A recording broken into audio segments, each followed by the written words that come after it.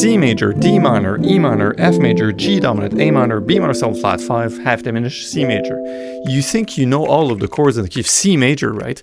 But there's a whole universe of chords that are probably missing out on. So think again, and these can really transform the way you understand jazz chords and harmony. If I called out a chord like E flat minor 7 or A flat major 7, you wouldn't necessarily associate it with the key of C major. And this is exactly what we're here to dismantle today. We're diving beyond the basic diatonic 7 chords, and we're going to look into the chromatic chords that are in between that can really spice up your progressions. If you've ever wondered how chord progressions are put together to songs that seem simple like Stella by Starlight or All the Things You Are, then you're exactly in the right place, because we're going to uncover all of these secrets in your jazz playing. Now, I spent weeks to make this little guide for you, along with examples that are going to appear on the screen, to make sure you fully understand this concept. So please grab your guitar and let's go.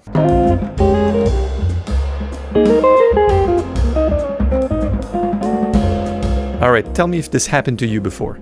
You have a chord, it's in the key, we're playing a song, say it's in the key of C, right? And you hear this D chord, it's a D9 or a D7 of sorts, you hear this. Maybe you're playing Take the A Train, something like that, right? And you can wonder why it sounds so good, because it doesn't really fit in the key. So let's imagine you're a detective for a moment. If you have the nature of a certain chord, it can give information as far as where it wants to go and what kind of tensions are released. So D7 hints at a relationship in the music between the chords. Can you figure it out? Yes, it's about the 5 chords. So if I was in a vacuum and I'm only playing D9 here, I can say this is the 5 of another chord. It's 5 of what? It's 5 of G. So ultimately, I will call this a secondary dominant. Extremely important. So the secondary dominant is the 5 of 5. This is the 5 of 5. If we analyze it as a 2 of sorts and 2 dominant, sorry, it doesn't quite work. But 5 of 5 works. And now we can get back to our C, right? So having a D7 added means that we can explore the same principle of secondary dominant with any of our diatonic 7. So looking at C major, D minor, E minor, all the diatonic chords, right? You get all of those, and for each, you can put a 5 before. So for the C, we have our G. That's already diatonic. If I go to my D minor, I have A7, D, A7. So A7 is also not in the key, but it's chromatic, but it's a secondary dominant. Call this 5 of 2. And what about E minor? E minor, B7, E minor, B7, E minor. So that's 5 of 3. So we got B7, and so on and so forth. So we're therefore adding A7, B7, C7, D7, E7, and F sharp 7, adding a total of 6 new chords, meaning that now with only the concept of secondary dominance, we're adding 6 chords out of our already existing 7. Let's move on to the next point. All right, let's double the fun. So what if I told you that before every secondary dominant, there's also a doorway that leads into that, right? You can think of another relationship. I'll give it, for example, we were doing a D9. Like, well, you see an A minor to a D9, you ultimately recognize this as a 2-5-1 in the key of G, right? But what if I told you we have A minor 7 to D7 within a song that's still in C major, meaning that our D7 secondary dominant, again, the 5 of 5 I've given you as an example, this is the 5 of 5, we can do 2-5 of 5, meaning that beyond the concept of secondary dominance, we can have the concept of secondary 2-5s. So this enriches your progressions and can offer smooth transitions and a really deep harmonic color, and it allows us to analyze songs. I'll give you an example. We're in C major. We play from C major to D minor of sorts. And then you're going to see something like this. You're going to see E minor 7 flat 5 to A7 flat 9 back to D minor. So at Marc, these E minor 7 flat 5 to A7 are really not in the key. They're chromatic. Exactly. So that's an example of a secondary 2-5. So we can replicate this process where I've been over all the diatonic chords and I added the 5 before it. Now instead of adding just a 5 before each, I'm going to add the 2-5 before each.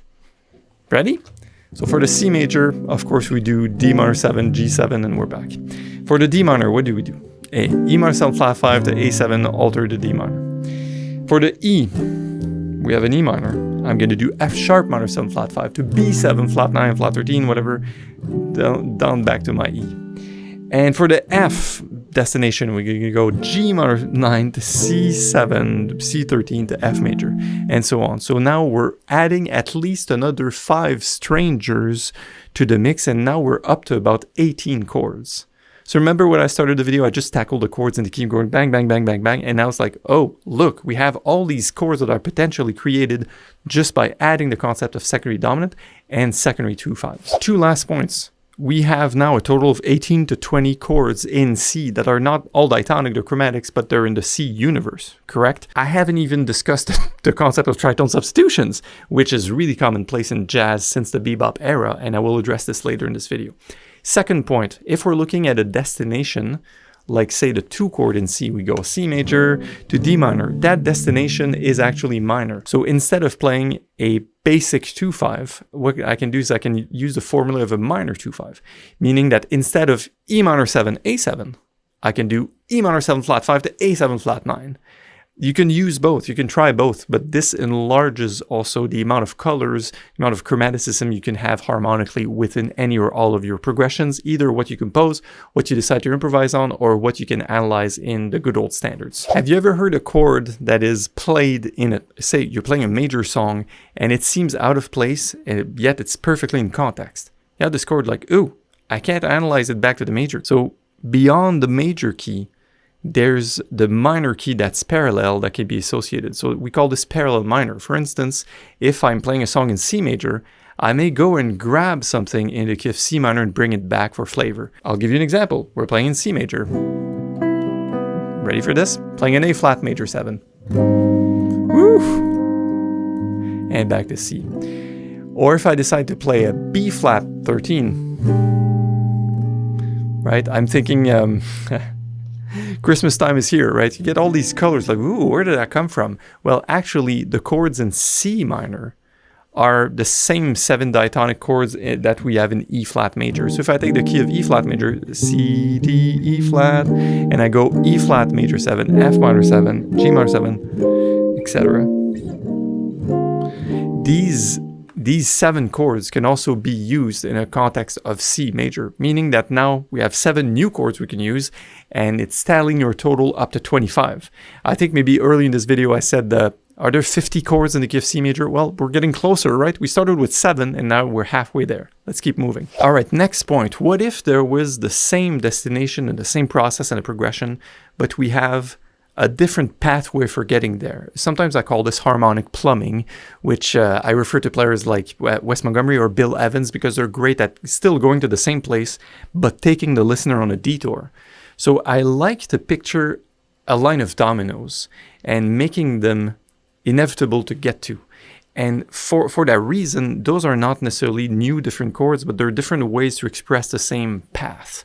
For instance, if I start in the key of C major, and I still establish this as my 1 progression, I can go D minor 9 to G, back to C, but I can go D minor 9 to D flat 9, back to C. And now you'll hear Girl from Ipanema instantly, you know. That's like the bossa chord, right? It's the infamous tritone sub. But any or all of the stuff that we did prior could also be tackled with a tritone sub, and I'll just name a few examples. But for starters, we started with C major, we went to D7.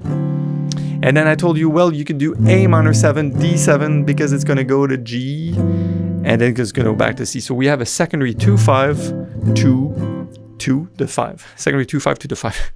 So 5 of 5, and then 2/5 of 5. 2/5 of 5, 5, and back to 1, right?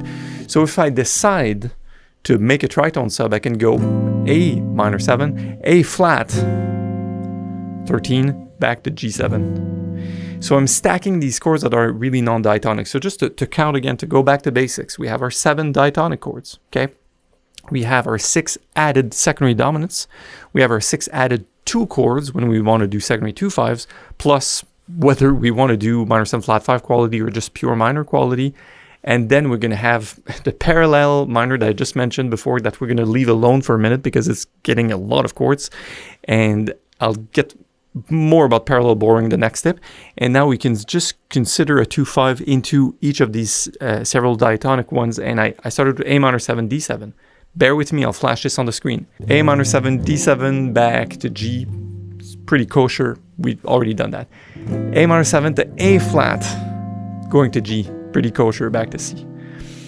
E flat 7, E flat 9, that is, to D9, down to G7, C. So that's a newcomer. E flat 7, E flat 9 is our newcomer. Whew.